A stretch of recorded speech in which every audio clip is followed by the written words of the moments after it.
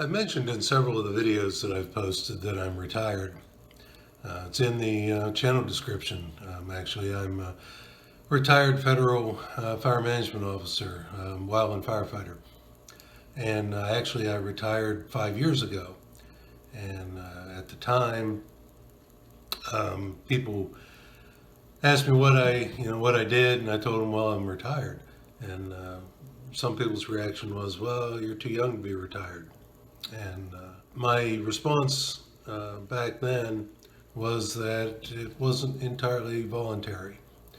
Now, I may get some pushback from some places about that, but let me explain, because I'm certainly not the only person that's in this situation. In 1995, I was hired as a primary firefighter with the U.S. Fish and Wildlife Service. And by primary, that means that I was subject to a special retirement program that was relatively new at the time, that covered firefighters, law enforcement officers, and I think air traffic controllers. So how that retirement system worked was it basically set a maximum retirement age at 57 years old. I think it might have been 55 for law enforcement at the time, or vice versa. Anyway, you could also retire with 20 years of service. So theoretically, you could retire at the age of 50 with 20 years of service, but you had to retire at 57.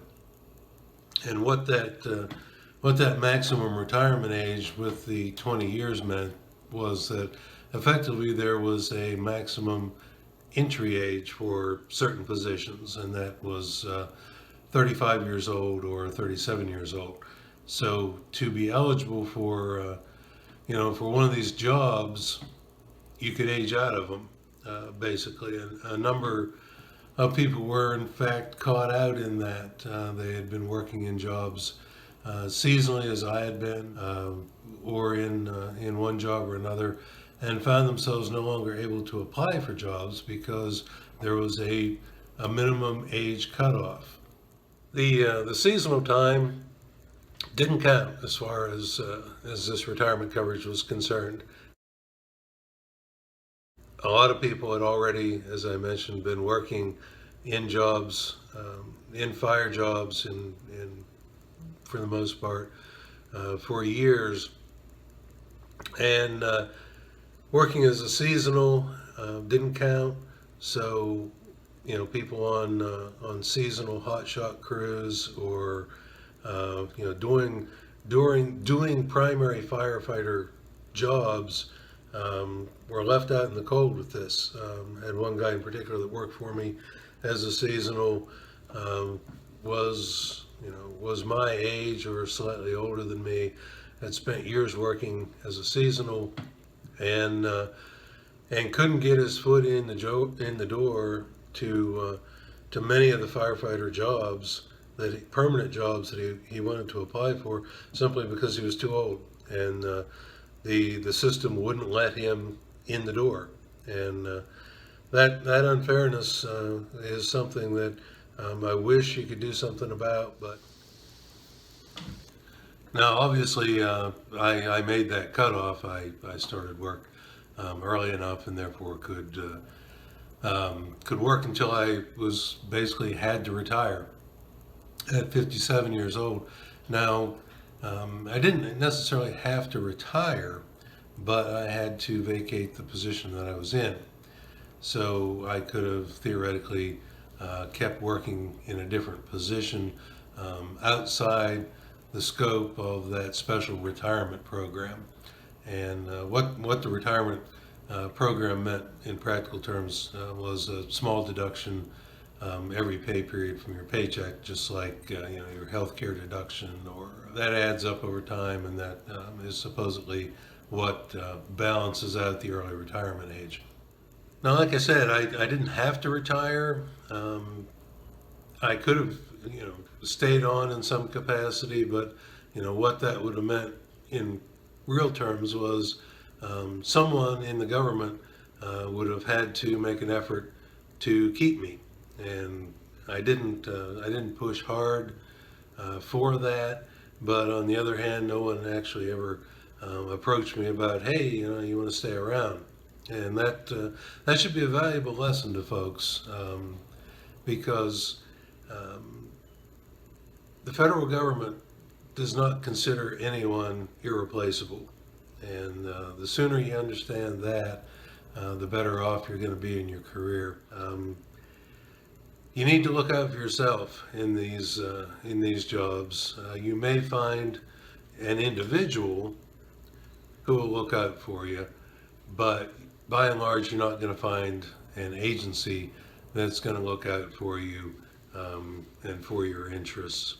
Now, I say no one's irreplaceable. I was in a critical position, in a leadership position, managing a high complexity fire program. We had type 1, type 2, type 3 wildfire incidents. We had a robust prescribed fire program. We had a lot of things going on. It wears you out. One of the reasons that there is this special retirement provision for firefighters, for law enforcement officers, is because in fire, it's more of a physical toll that it takes on you, particularly if you're in what's considered a primary position. There's a primary position, and then there are primary coverage and a secondary coverage. I started out back in 1995 in a primary position.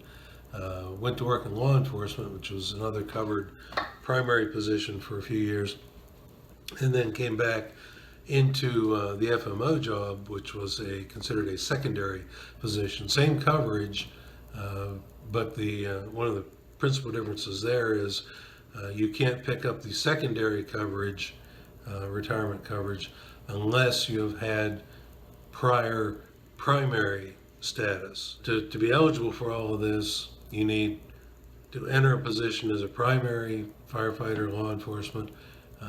Then you can transition without a break in service into one of these secondary positions. It's not a big secret if anyone wants the nitty-gritty details on what we call 6C retirement.